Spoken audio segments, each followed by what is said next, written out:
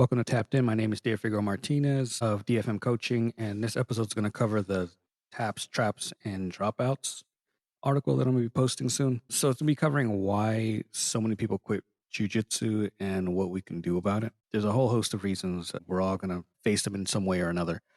We're going to have teammates that we would have trained with for years who eventually either drop out of the gym or drop out of jujitsu altogether. And it's part of the beast in general. But I think there's some things that we can kind of consider when we are discussing the issue or deciding how you're going to attack the issue. So I went into ChatGPT, one of my favorite things to do, and just sort of learn what it at least interprets. And I asked dropout rates or rates of attrition within jiu-jitsu. And it said 25 to 30% will reach blue belt from white belt. That is not a high percentage, if we're going to be honest with you. 10 to 12% will reach purple belt, 5% will reach brown belt, and 1 to 3% will reach black belt. And quite a few of these are just kind of like estimates. The most frustrating part, I think, in my opinion, you're going to have a lot of people that are going to come to the gym and they're trying it because of a friend, a family member. They saw the UFC, something around those lines, and they're going to try it a few times and they're just never going to fall in love with it.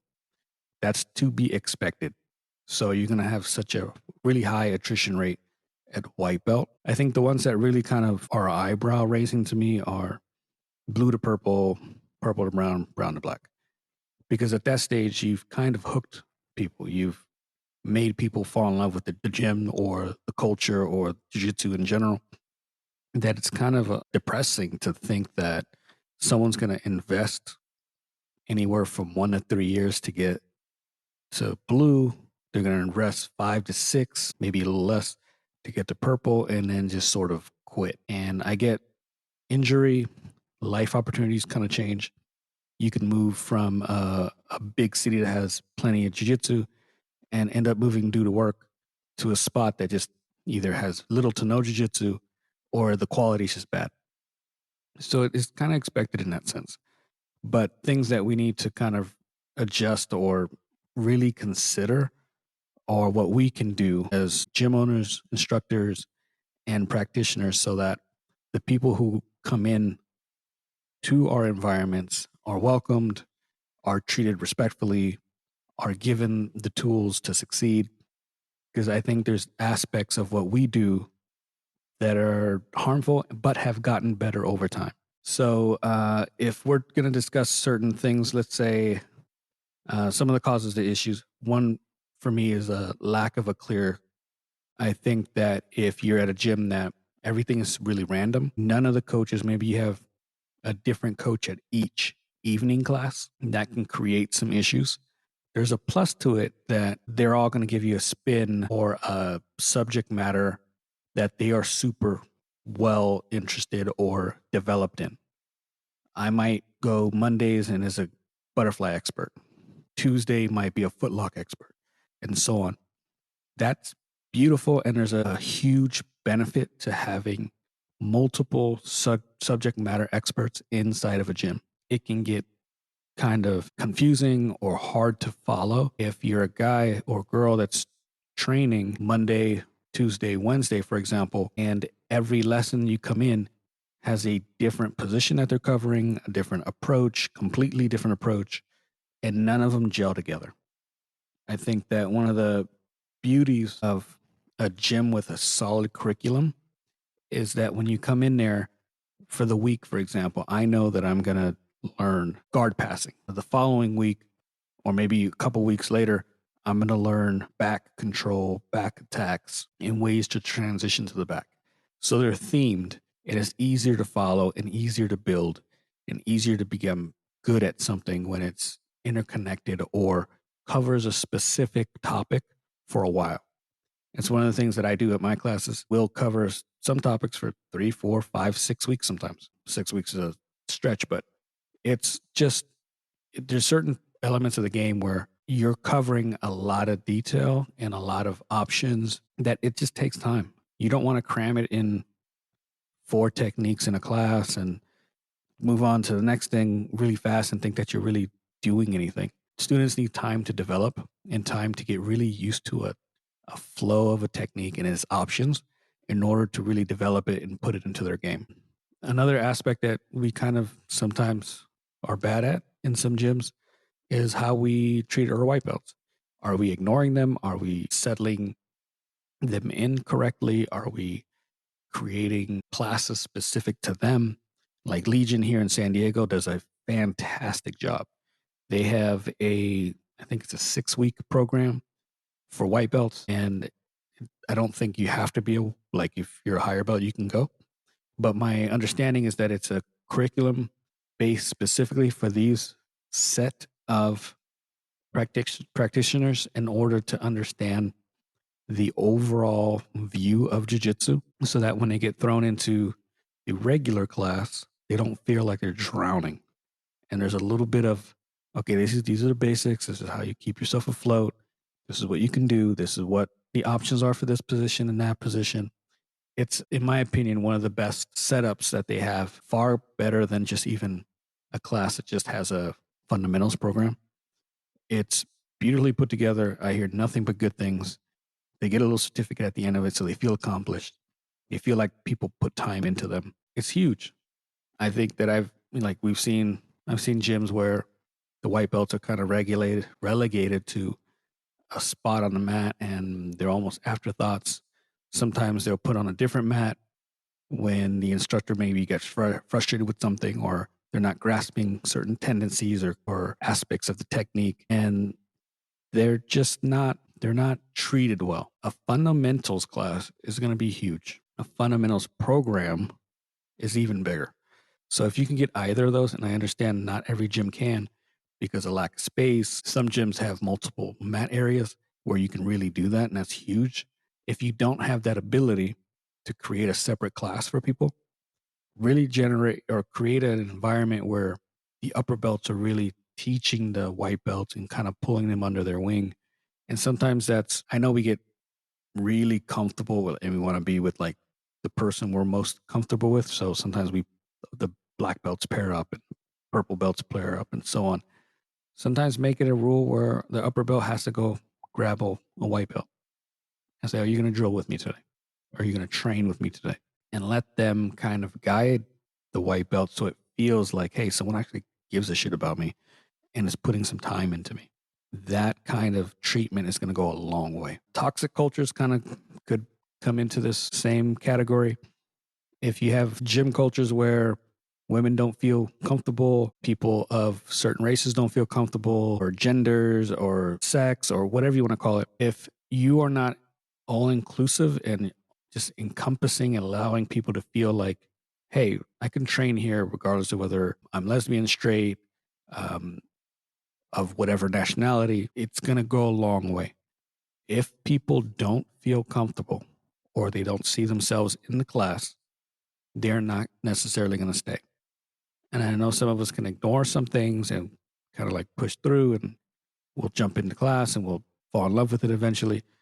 But really, when you don't feel comfortable being yourself, and maybe there's jokes being said, there's just an environment of, I don't feel right here, it's not going to be conducive for the overall gym and those students. So it's our job to really be a bit more professional about the things that we're going to do and say, and the environments that we're going to create, where someone who hops in just feels like, oh, this feels great. And it feels great. I'm going to feel comfortable. And if I feel comfortable, I'm going to start paying attention more, and I'm going to invest more time, and I'm going to be around more. I'm going to tell other people to come in, and it's just going to snowball. So really create an environment where it's just welcoming. And I mean all around. If you got weird takes, something that people really need to be careful of, because if you are of a minority group, when you join groups, you often do a lot of social media checks, and you look to see what the gym owner's posting. You look to see what the gym is liking. If you look to see what things they're posting and how they're posting it, so that you can see, is this really an environment for me? And if it's not, you're not going to get a whole lot of people coming in of that group. What is your point in general with jiu-jitsu? Is to help the people that need it most. And sometimes that's the people that you might be ostracizing or alienating because of some of your views online. Be careful. Something I think that we can sometimes do better is a feedback loop. And I think that in some gyms, not a whole lot of feedback happens. In some gyms, you don't quite get a lot of even recognition or attention from the main instructor. If a gym is too big and the main instructor isn't able to move around and give people the attention they deserve, you have to create a cadre of instructors who will do it for you. You have to have the kind of environment, and this goes back to not ignoring white belts, where the upper belts will do it for you. And there's just a trickle down effect almost of instructors and coaches and assistant coaches who just have a habit of, I'm taking care of the people next to me. I'm taking care of the white belts that come after me, the blue belts that come after me, the purple belts that come after me. So that it's just this entire, this snowball and this current of we're taking after each other and we're looking after each other. If we are not doing this and the only person doing it is the main instructor, you're going to miss a lot of students that require more attention. Give that back to them. Embrace and empower your junior leadership to do that for you so that you don't have to.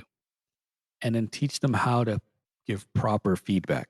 Telling someone just keep showing up isn't proper. It's of no use to me. I get it. If I show up more, I'm probably going to get better. But when I'm showing up, maybe this is the schedule that I have. I have 3 days a week. What do I need to do to better the information retention in that 3 days a week? What should I be drilling? How should I be training? How do I apply the technique when I'm rolling against people that are better than me? How should I approach learning? How do I approach losing? Those are the conversations that need to be had, but they don't always get had. That's part of the proper feedback loop. Lastly, and I think it encompasses everything, just a lack of retention strategy. People think that because someone came through the door and they like jiu-jitsu, and even because they've been there 6 months, 8 months, 10 months, a year, that they're going to be lifelong. They're not. Sometimes your approach can become stagnant. Sometimes a gym opens up down the street and they have a certain unique approach that just turns people on. Like, let's say it's eco and you're doing traditional. And I'm not saying that you need to pick one over the other, but you should at least understand what approaches are occurring within the culture that maybe you should borrow from. When I came up, we did hundreds of repetitions of drilling. And it was this idea that drillers make killers. And if you drilled something often enough, it became muscle memory and you didn't need to think about it. There's something to that. But as an instructor, I don't tell people to drill. We drill during class to get familiar. And then we maybe play a game or we incorporate it when we're rolling with people. But I don't put a whole lot of stock in drilling something 100, 200 times. It feels like a waste of time. And my approach is really, let me find new ways of incorporating what other people are doing so that it feels like it's nice and fresh.